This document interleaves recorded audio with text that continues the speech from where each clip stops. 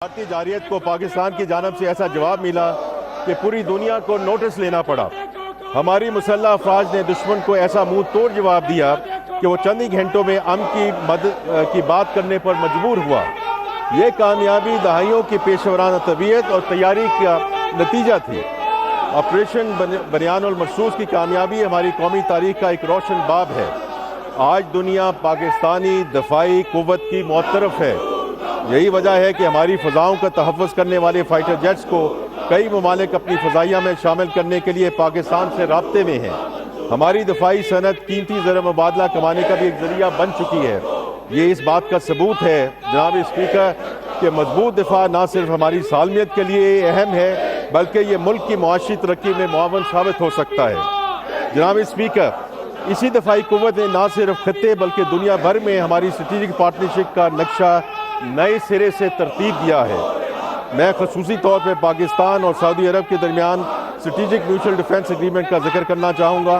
ہمارے دونوں ممالک کے درمیان ایمان اور بھائی چارے کا رشتہ پہلے سے موجود تھا، تاہم اس باضابطہ دفاعی معاہدے کی وجہ سے خادمین حرمین شریف کے ساتھ ہمارے تعلقات اور برادرانہ رشتوں کو ایک نئی اور مستحکم بنیاد ملی ہے۔ یہ ہمارے لیے ایک بہت بڑا اعزاز ہے، لیکن ساتھ ہی ہمارے لیے ایک بھاری اور مقدس ذمہ داری ہے جسے نبھانے کے لیے ہم پورے عزم اور یقین کے ساتھ سعودی عرب کے ساتھ کھڑے ہیں۔ ہمارے تعلقات میں یہ اہم تبدیلی ہماری قیادت کی مرہون منت ہے، جس کے لیے وزیر اعظم پاکستان، فیلڈ مارشل اور ہماری پوری سفارتی اور عسکری قیادت یقیناً مبارکباد کی مستحق ہے۔ جناب اسپیکر، پچھلے مہینوں میں خدائے بزرگ و برتر نے پاکستان کو ایک بے مثال کامیابی دلائی ہے۔ موجودہ دور کی ایک خطرناک ترین جنگ کے دوران امریکہ اور ایران نے پاکستان پر اعتبار کرتے ہوئے اسے اپنے درمیان ایک ایماندار ثالث کے طور پر قبول کیا۔ پاکستان نے اس کردار کو بخوبی انجام دینے کے لیے انتہائی مخلص کوششیں کی ہیں جو آج بھی جاری ہیں۔ الحمدللہ ہم اسلام آباد پیس ٹاک کے ذریعے امریکہ اور ایران کو 47 سال کے بعد ایک میز پر لانے میں کامیاب ہوئے۔ پاکستان کی کوشش ہے کہ جلدی ایک معاہدے کے ذریعے خطے میں دیرپا امن کے قیام کو ممکن بنایا جا سکے اور آبنائے حرمت سے تیل کی سپلائی پہلی کی طرح بحال کی جا سکے۔ امریکی اور ایرانی صدور نے متعدد بار وزیر اعظم محمد شہباز شریف اور فیلڈ مارشل سید عاصم منیر کے بطور ثالث اہم کردار کی تعریف کی ہے۔ یہ وہ فقید المثال کامیابی ہے جس سے قوموں کی برادری میں ہمارا احترام اور وقار بڑھا ہے اور ہماری کاوشوں کو ہر سطح اور فورم پر سراہا گیا ہے۔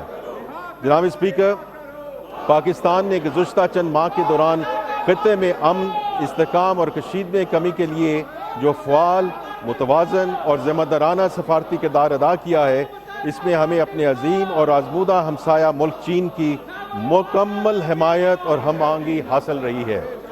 دونوں ممالک کے درمیان علاقائی امن اور استحکام کے لیے مشترکہ اور مربوط امن کوششوں پر مکمل اتفاق رائے اور گہری ہم آہنگی موجود ہے۔ جناب اسپیکر، پاک چین تعلقات ہماری خارجہ پالیسی کا اہم ستون ہے۔ یہ دوستی ہمالیہ سے بلند، سمندر سے گہری اور شہد سے میٹھی ہے۔ چین پاکستان کا سب سے اہم تجارتی شراکت دار ہے۔ یہ تعلق ایک ایسی اسٹریٹجک شراکت داری کی شکل اختیار کر چکا ہے جو محض حکومتوں تک محدود نہیں بلکہ دو اقوام کے دلوں اور تقدیر سے جڑا ہوا رشتہ ہے۔ وزیر اعظم میاں محمد شہباز شریف کے حالیہ دورہ چین نے اس شراکت داری کو نئی اور ٹھوس جہتیں عطا کی ہیں۔ میں اب آئل پرائسز پہ بات کرنا چاہوں گا۔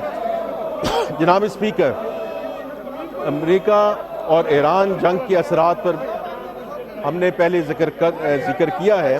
اس جنگ کی وجہ سے پیٹرول اور ڈیزل کی بین الاقوامی منڈیوں میں قیمتوں میں کچھ ربع اضافہ ہوا۔ ہر گھر کے بجٹ پر نیا اور غیر متوقع دباؤ آیا۔ یہاں یہ سمجھنا انتہائی اہم ہے کہ پیٹرول اور ڈیزل کی مقامی قیمتیں عالمی منڈی کی پوری شدت کا اظہار نہیں تھیں۔ اگر حکومت اس جھٹکے کا پورا بوجھ عوام پر منتقل کر دیتی تو یہ قیمتیں اس سے کہیں زیادہ ہوتی۔ اسی لیے وزیر اعظم پاکستان کی ہدایت پر حکومت نے 128 ارب روپے کی عمومی سبسڈی کے ذریعے عوام کو براہ راست ریلیف دیا۔ پھر جلدی صوبائی حکومتوں کی تعاون سے، اور ہم ان کے بہت شکر گزار ہیں کہ انہوں نے ٹارگیٹڈ سبسڈیز کا نظام متعارف کروایا، جس کے ذریعے ضرورت مند افراد کو پیٹرولیم مصنوعات کی قیمتوں میں ریلیف دیا گیا اور ابھی بھی دیا جا رہا ہے۔ جناب اسپیکر، پاکستان ایک مستحکم معیشت اور معاشی بفرز کے ساتھ امریکہ ایران جنگ کے بحران میں داخل ہوا۔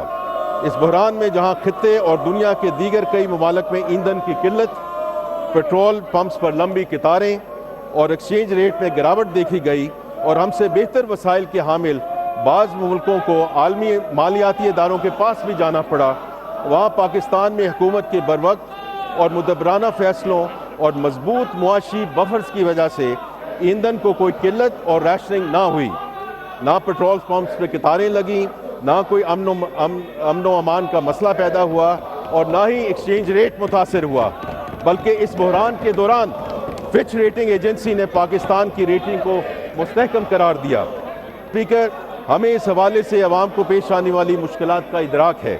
اس کے ساتھ ہی حکومت بین الاقوامی مارکیٹ میں تیل کی قیمتوں میں کمی کا فائدہ عوام کو منتقل کر رہی ہے۔ جناب اسپیکر، یہ موجودہ حکومت کا تیسرا بجٹ ہے، لہٰذا میں ضروری سمجھتا ہوں کہ تقریر کے آغاز میں پچھلے 2 سالوں کے سفر کا مختصر احاطہ کرتا چلوں۔ ہم نے یہ سفر ایک مشکل مقام سے شروع کیا۔ وزیر اعظم پاکستان کی قیادت میں موجودہ حکومت نے انتھک محنت سے حالات پر قابو پایا ہے اور کئی اہم اور دور رس نتائج کی حامل معاشی کامیابیاں حاصل کی ہیں۔ 2 درج ذیل ہیں۔ اللہ تعالیٰ کے فضل و کرم سے موجودہ مالی سال میں سیلاب سے ہونے والے نقصانات اور امریکہ ایران جنگ کے باوجود ہماری معاشی شرح نمو 3.7% تک پہنچ چکی ہے۔ ہماری بڑی صنعتوں کی پیداوار صلاحیت بڑھ رہی ہے۔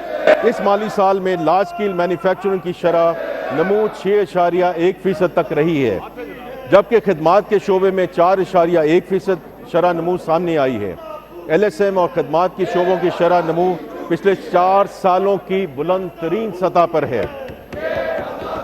الحمدللہ ہماری معیشت کا حجم $452 ارب تک پہنچ چکا ہے، جو ہماری معیشت کا ایک نیا سنگ میل ہے۔ جی ڈی پی کے حجم میں اضافے کی وجہ سے ہماری فی کس آمدن پچھلے سال کے $1,751 سے بڑھ کر $1,901 ہو گئی ہے۔ پچھلے 2 سالوں میں پالیسی ریٹ میں تاریخی کمی واقع ہوئی اور یہ شرح 22% سے کم ہو کر 11.5% پر آ گئی ہے۔ ہمارے زر معدنیات کے ذخائر میں بھی نمایاں بہتری آئی ہے۔ یہ 3 سال قبل $4 ارب سے کم تھے، اور جو اب بڑھ کر $17 ارب سے زائد ہو چکے ہیں، جو کہ تقریباً 3 مہینوں کی درآمد کے لیے کافی ہیں۔ ترسیلات سے زر بھی نئی بلندیوں کو چھو رہی ہیں۔ پچھلی مالی سال کے $38 ارب کے مقابلے میں اس مالی سال کے پہلے 11 ماہ میں ترسیلات کا حجم $38 ارب تک پہنچ چکا ہے۔ انشاءاللہ اس سال بھر کی ترسیلات $41 ارب سے تجاوز کر جائیں گی، جو کہ ہماری تاریخ کی بلند ترین سطح ہوگی۔ اے بی آر کے tax to G D P شرح مالی سال 22-23 میں 8.5% سے بڑھ کر 10.3% تک پہنچ چکی ہے، یعنی صرف 3 سالوں میں ملکی معیشت کے تناسب سے ٹیکسوں کی شرح میں تقریباً 2% کا نمایاں اضافہ ہوا ہے۔ ان اقدامات کے نتائج ہمارے مالیاتی استحکام میں بھی نمایاں نظر آتے ہیں۔ ہمارا مالیاتی خسارہ جون 2023 میں جی ڈی پی کا 7.8% تھا، موجودہ مالی سال کے اختتام میں یہ 4% تک آ جائے گا۔ 2 سال قبل ہماری پرائمری بیلنس میں جی ڈی پی کے 0.7% کے برابر درپیش تھا۔ موجودہ مالی سال میں ہم پرائمری بیلنس کو 1.6% کے سرپلس تک لے آئے ہیں۔ اس طرح پرائمری بیلنس میں جی ڈی پی کے حساب سے 2.3% کی بہتری آئی ہے۔ پچھلے مالی سال میں افراط زر کی شرح گزشتہ سال کی 23.4% سے کم ہو کر 4.5% تک آ گئی تھی۔ موجودہ سال کے دوران بھی ایران امریکہ جنگ کے باوجود بھی مہنگائی کی اوسط شرح تقریباً 7% رہنے کی توقع ہے، جو کہ موجودہ مالی سال کے تخمینہ 7.5% سے کم ہے۔ حالیہ مہینوں میں افراط زر کی شرح میں اضافہ ہوا ہے، جس کی بنیادی وجہ مشرق وسطیٰ کی کشمکش ہے۔ انشاءاللہ جنگ کے بادل چھٹے تو مہنگائی کی شرح بھی کم ہو جائے گی۔ ہمارے معاشی اور مالیاتی استحکام کی وجہ سے ہماری معیشت پر عالمی ترقیاتی اور مالیاتی اداروں کا اعتماد بڑھا ہے، اور دنیا کی بڑی ریٹنگ ایجنسی موڈیز، فچ اور S&P نے پاکستان کی ریٹنگز کو اپ گریڈ کیا، جس سے ہماری کریڈٹ ریٹنگ مستحکم ہوئی۔ جناب اسپیکر، اسی اعتماد کا نتیجہ ہے کہ پاکستان 2022 کے بعد پہلی مرتبہ بین الاقوامی بانڈ مارکیٹ میں واپس آیا۔ 4 سال میں پاکستان نے پہلی مرتبہ $750 ملین یورو بانڈ کا کامیابی سے اجرا کیا۔ عالمی غیر یقینی صورتحال کے باوجود ہماری بانڈز کی طلب مستحکم رہی۔ اس کا تسلسل ہمیں پچھلے ماہ نظر آیا جب پاکستان نے پاک چین سفارتی تعلقات کی 75ویں سالگرہ کے موقع پر ملک کی تاریخ کا پہلا پینڈا بانڈ جاری کیا، جس کی مانگ ہماری پیشکش سے 5 گنا زیادہ تھی۔ یہ 2.5% مارکہ پر جاری کیا گیا۔ اس طرح پاکستان دنیا کے دوسرے بڑی معاشی نظام کا حصہ بن گیا۔